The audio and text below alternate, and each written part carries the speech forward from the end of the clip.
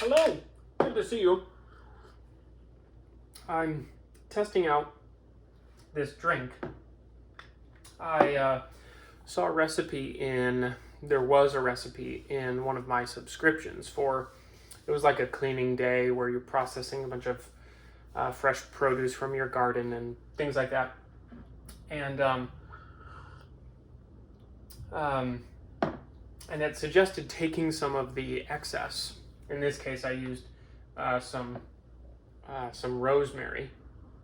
You take some excess and create a cocktail with it in order to, you've done all this hot, sweaty work, and now you have an opportunity to sit and just relax and cool off for a little bit. And what better way to use some of the refuse, the scraps, than to stick it in a nice, refreshing cocktail. Now, I've done none of those things other than pick the rosemary. But it's been really hot this week. I think today it got over 100 degrees. I think I saw the high was 102 today. So I am trying to just relax and cool off a little bit. And I actually only thought of this just now. I was kind of wondering, expecting you to come. I was kind of wondering, okay, what, do I have any poetry that jumps to mind? And nothing really did until I actually walked over here. And I thought of something actually kind of funny. And it's in perhaps my favorite poem, which is the Divine Comedy. And this is a really nice copy of the Divine Comedy. It has all three books. It has Inferno, Purgatorio, and Paradiso in it. This is, I don't know if I showed this edition to you before, but this is, it looks like by the Colonial Press. And this has the translation by Henry Francis Carey, who so far I think is my favorite translator of the comedy. I have several Dorothy Sayers and Barbara Reynolds translation I really enjoy because they maintain the rhyme scheme, the structure of the comedy. I like Henry Francis Carey's because I don't really know, honestly. I like the language is a little bit older. It's a little bit meatier. It's not quite as easy to read, but it still flows really nicely. I believe it's blank verse.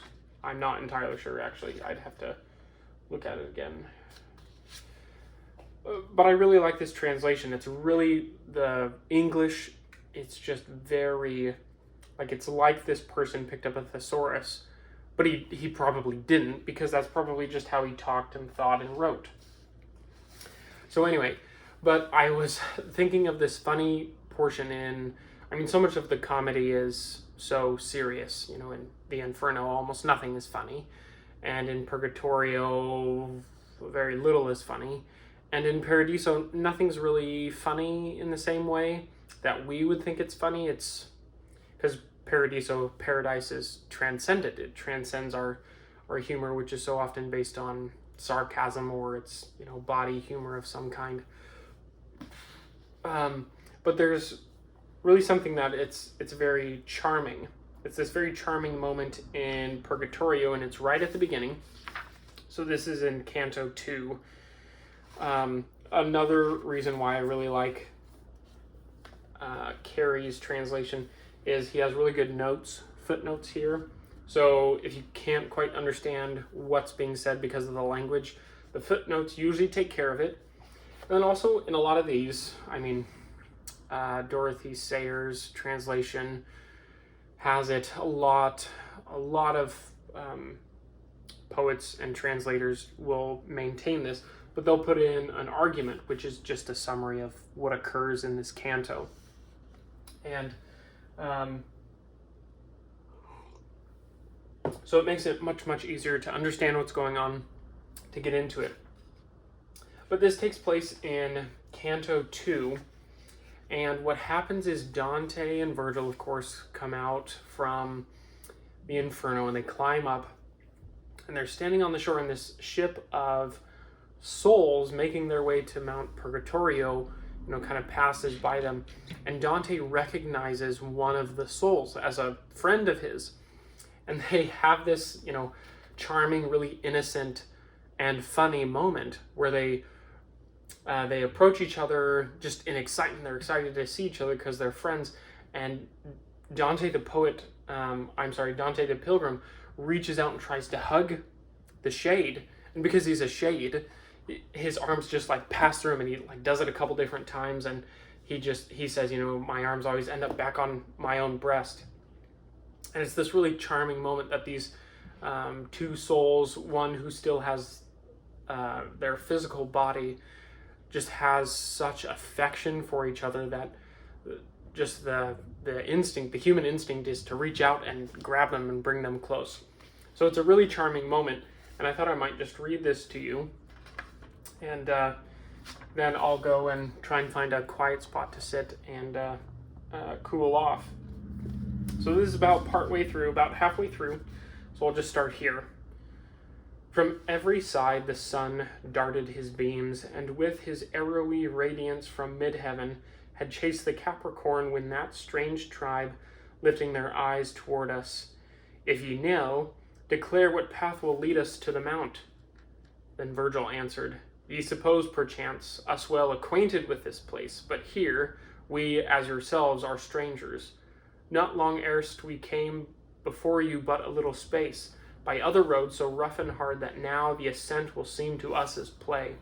The spirits, who from my breathing had perceived I lived, grew pale with wonder, as the multitude flock round a herald sent with olive branch to hear what news he brings, and in their haste tread one another down.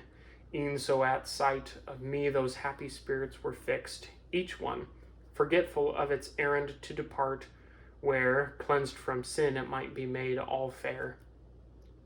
So this boatload of souls see Dante and Virgil and say, hey, which way do we go? And Virgil says, hey, we just got here too, I don't know either. And they notice that Dante is breathing. And so they figure out, oh, this guy isn't dead, he still has his body, what's going on? So they crowd around him. Then one I saw darting before the rest with such fond ardor to embrace me, I to do the like was moved. O shadows vain, except in outward semblance, thrice my hands I clasped behind it. They as oft returned empty into my breast again. Surprise, I need must think, was painted in my looks, for that the shadow smiled and backward drew. To follow it I hastened, but with voice of sweetness it enjoined me to desist. Then who it was I knew, and prayed of it, to talk with me it would a little pause. It answered, Thee, as in my mortal frame I loved, so loosed from it I love thee still, and therefore pause. But why walkest thou here? And I believe we find out that this is one of Dante's friends, Casella, who I believe he actually ends up singing, because Dante says, oh, he had such a sweet singing voice, sing for us. And he starts singing, and I think that's where Cato jumps in and says, okay, all right, enough of this, get on, get moving. But it's just a charming meeting of friends in a strange place. So I thought that was funny, and I was chuckling to myself actually just walking over here. I hope you enjoyed that. I hope it's not too hot where you are. And if it is, I hope you have a nice cocktail like this to cool off. This is actually pretty good. I first tried it. The recipe I had called for vodka, and I didn't have any vodka. So a couple days ago, I had my brother bring some over. And we tried it with vodka, and it was still pretty good. I liked it. It was nice and refreshing. But here I'm trying it, and this was at his suggestion, but I'm trying it with some bourbon. And it's I don't know that it's better still, but it's just as good. So this is, of course, rosemary. There's ginger ale, just a little bit of bourbon to give it some flavor, and then a little bit of orange juice, and then a lemon squeezed into it. And then I tried and it didn't work out as well. That's why I had my shaker here. But you stick egg white in with all of this and shake it really good. And you get this really nice like consistency, this really nice foam on top as well. And it didn't quite work on this one, but anyway, thanks for stopping by. I'll see you next week, if not sooner. Bye.